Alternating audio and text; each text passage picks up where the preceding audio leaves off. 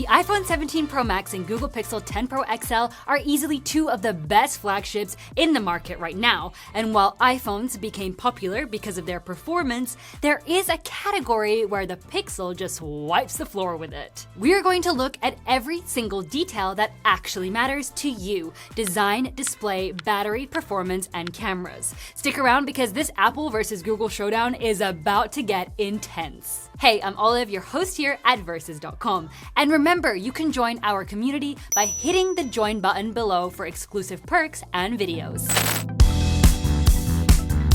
Starting with design, the iPhone is definitely the one that screams for attention, especially in this wild cosmic orange finish, which lets everyone know you have the latest model. The Pixel, on the other hand, plays it a bit more subtle. It has these shiny accents that give off a more elegant vibe, though you can really tell it took inspiration from previous iPhone models. It also feels grippier in the hand, but honestly, that might not matter much since you are probably going to slap a case on either of these anyway. The 17 Pro Max is rocking a new aluminium unibody with a matte finish, which means the era of titanium iPhones is officially over. Around back, Apple used a tinted ceramic shield window so it can still do its wireless charging magic. You might not remember it, but Google used the same setup for the Pixel 5. The Pixel also uses aluminium, but only for the frame, and it's got a polished finish instead. Unlike the iPhone, the entire back of the Pixel is made of Gorilla Glass Victus 2 with a matte texture.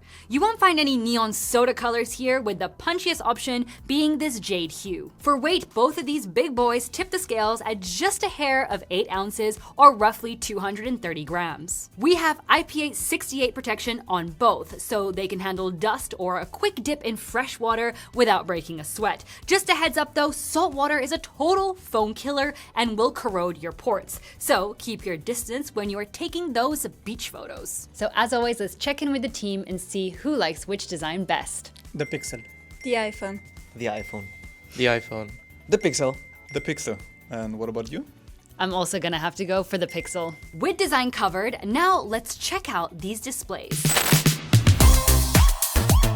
Here we have two massive displays that are nearly identical in size. The iPhone sits at 6.9 inches and the Pixel at 6.8 inches. Both are LTPO AMOLED panels and support up to 120 Hz, but the iPhone has a new super effective anti-reflective coating to kill glares. In our typical high brightness test, where we simulate direct sunlight at over 100,000 lux, the Pixel absolutely crushed it, hitting a massive 2,321 nits. However, for peak brightness, they were much closer, with the iPhone actually taking a slight lead. To unlock these phones, the iPhone sticks with the classic Face ID, while the Pixel goes for an ultrasonic under-display fingerprint scanner. Now, the Pixel does have a face unlock option, but it is just not as bulletproof as Apple's because it is missing those fancy infrared and depth sensors. It basically just uses the front camera. For even more info on screen specs, feel free to pause the video right here. So, which display takes the crown? Well, both are definitely top tier, but if we have to be super picky,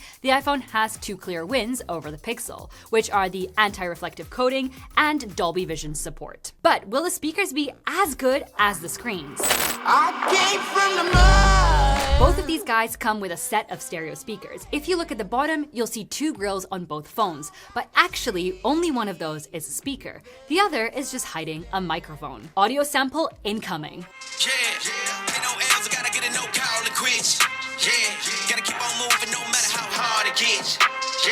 Better move out the way, cause I'm coming with harder hits. My head is as hard as a brick, but I'm harder than all of this. So after testing them here in our studio, we can definitely say both offer top tier audio quality. The Pixel is the louder of the two, but the iPhone sounds just a bit crisper and clearer. By the way, we don't have a crystal ball or anything like that, but we do have YouTube stats. And they tell us that a ton of you are watching our deep dives, but haven't hit that subscribe button yet. So why don't you join the crew by tapping subscribe below. Oh, and one more thing. If either the iPhone or the Pixel 10 Pro XL over here has caught your eye, we have direct links for you to snag one right in the description. All right, now let's check out those cameras. For the main shooters, we have a 48 megapixel lens on the iPhone and a 50 megapixel sensor on the Pixel. The aperture is almost identical on both, but the sensor on the iPhone is actually a bit bigger. Outdoors, the Pixel does a much better job handling super bright highlights, though shadows look pretty similar on both. One thing you will definitely notice is that the Pixel tends to over-sharpen things a bit too much, while the iPhone keeps details more natural. Indoors, the iPhone loves to boost those warm tones for a cozy look, but the Pixel actually captures the scene closer to how it actually looks in real life. Moving to the ultra-wide cams, both phones are rocking 48 megapixel cameras. The Pixel has a slightly wider aperture, but the sensor size is basically the same on both. In our outdoor shots, the iPhone goes heavy on contrast, sometimes losing detail in the shadows, like on this door. The Pixel, on the other hand, manages to pull out way more detail in those darker areas. Indoors, it is the same story as with the main cam, a warm vibe from the iPhone and a more realistic white balance from the Pixel. However, the Pixel completely changed the color of this chair, while the iPhone got it exactly right. For getting close to action, we've got 48 megapixel periscope telephotos on both.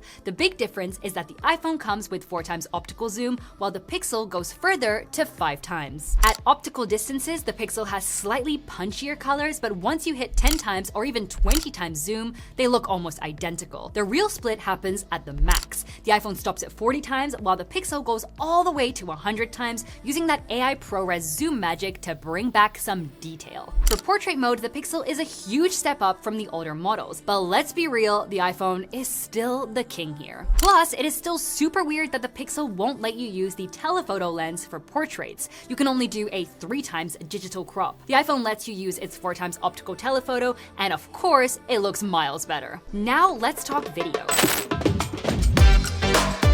The iPhone can shoot at up to 4K at 120 FPS, while the Pixel tops out at 4K 60 FPS. Sure, Google offers video boost for 8K, but that happens in the cloud and can take hours. On iPhone's side, we also have extra modes for creators like Log and ProRes RAW. On the other hand, Google didn't talk about this, but it supports 12-bit DCG video, making it the very first phone out there capable of recording at 2 different ISO levels at the same time. However, you do need a third-party app. Now, if you're a regular here, you should know by now that we keep things consistent by filming everything at 4K 30 FPS. Honestly, for video, nothing beats the iPhone. The Pixel tries hard, but the shadows are often too lifted and the colors look a bit washed out. The iPhone just has better contrast and crisp detail. For portrait video, the iPhone does 4K 30 FPS, while the Pixel is stuck at only 1080p 24 FPS. Just as with the main camera, the iPhone looks way better here too, though we did catch it dropping a few frames now and then. For ultra-wide video, both are capped at an identical limit of 4K 60 FPS. Yup, once again, the iPhone takes the win with deeper contrast and a crisper look. The Pixel isn't bad, but those over-brightened shadows make it look a little flat. Alright, flipping things around to the selfie cameras. The iPhone comes with this new 18 megapixel square sensor, which means you can take either vertical or horizontal shots without even rotating the phone. The Pixel, on the other hand, has a traditional 42 megapixel setup. Here, the iPhone selfie is again super warm, while the Pixel is much closer to real life. Plus, it has a wider field of view. In low light, the iPhone stays warm, but wins on dynamic range, capturing way more detail in these lamps in the back. For front camera video, both top up at a maximum of 4K 60 FPS. And just like before, the iPhone wins with richer colors and more detail compared to the Pixel, which tends to smoothen textures out a bit too much. Now let's close the curtains and check out some low-light examples. With the main cams, the Pixel gives you richer colors and deeper shadows, while the iPhone goes for a higher exposure that shows more shadow detail but looks a little flat. For ultra-wide, they are pretty similar with the exception of that recurring Apple warmer tone. For night portraits, the Pixel has punchier colors and more shadow detail, but as before, the iPhone is just far superior with edge detection. Telephotos in low light are honestly pretty underwhelming on both, so if you can, just walk closer to your subject. Now moving on on to video, we have more of the same with the main cameras. Though this time the Pixel, on top of being rather washed out, also has some pretty intense camera shake. But with the ultra-wide cams, the Pixel just turns night into day, showing way more detail than the iPhone, even if it is a bit noisy and still very desaturated. So at the end of the day, both of these phones are absolute beasts in the camera department. But if we're being forced to pick the best all-rounder, it would be the iPhone. It clearly has the edge when it comes to general video quality and in portrait mode, which are two areas where the Pixel has been playing catch-up for a few years now. Alright, cameras are out of the way. Let's see how much raw power these two phones are packing under the hood.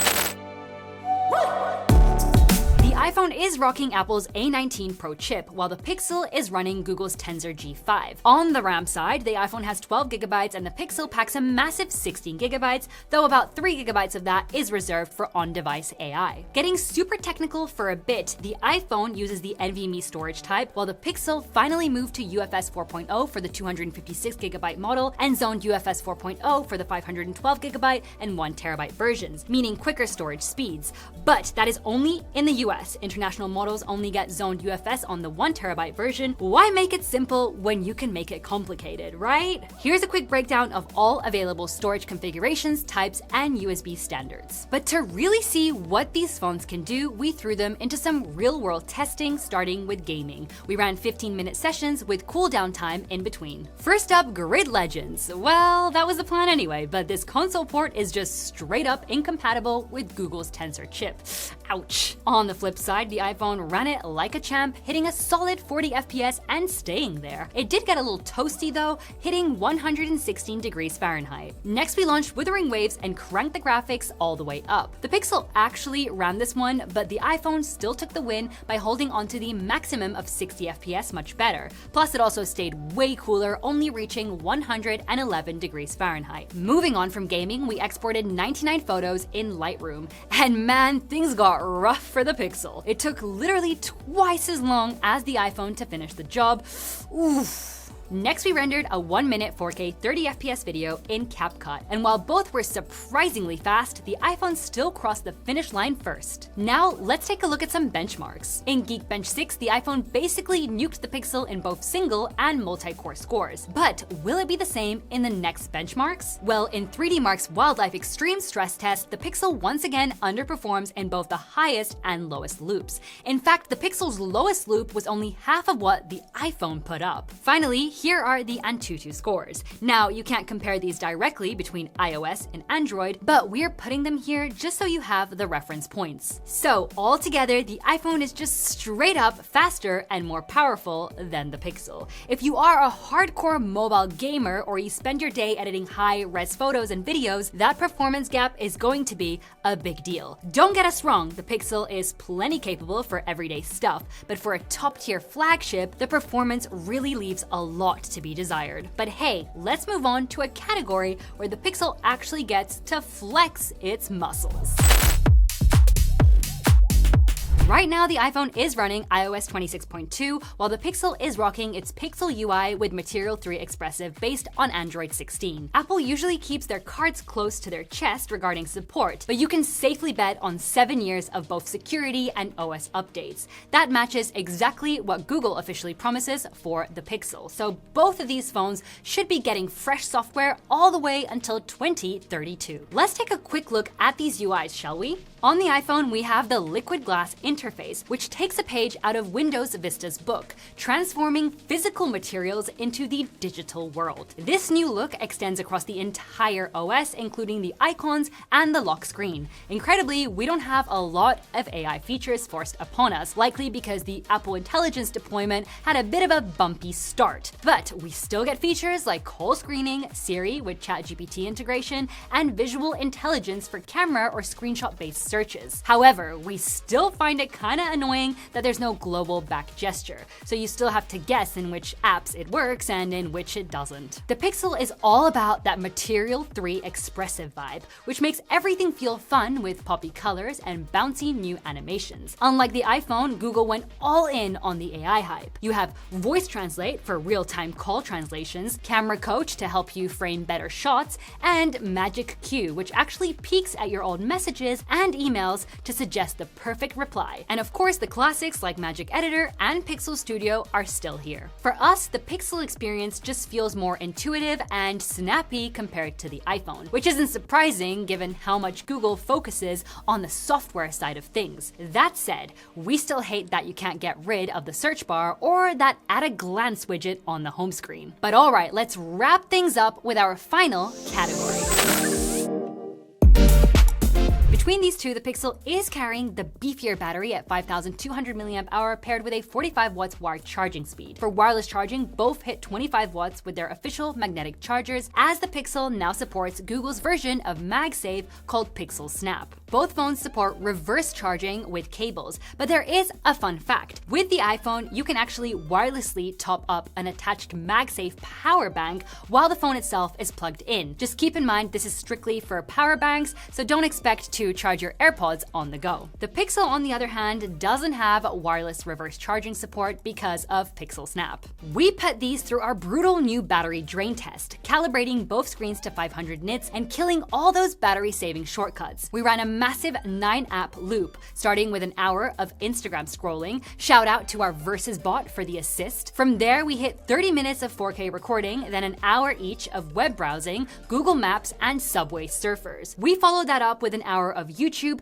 music streaming, and video calling before finishing with a final 30 minutes of video recording and an hour of Temple Run. The Google Pixel finally tapped out at the 8 hours and 45 minutes mark. Meanwhile, the iPhone just kept on chugging for hours, only going dark after a massive 13 hours and 39 minutes. To bring them back to life like Evanescence, we plugged both into a 100 watts brick, and weirdly enough, both phones took exactly 1 hour, 26 minutes, and 30 seconds to hit full. This happened even though the iPhone reached a higher peak of 37 watts compared to the 28 watts we saw on the Pixel. Of course, everything we talked about looks a bit different once you see the price tag. All that flagship goodness is going to cost you $1,199 for either of these at full retail. Now, you might be thinking that is a lot of cash for the Pixel considering the performance gap we saw earlier. Well, as of right now, you can actually snag it for $949 on Google's own site. That undercuts the iPhone by $250, which for context is enough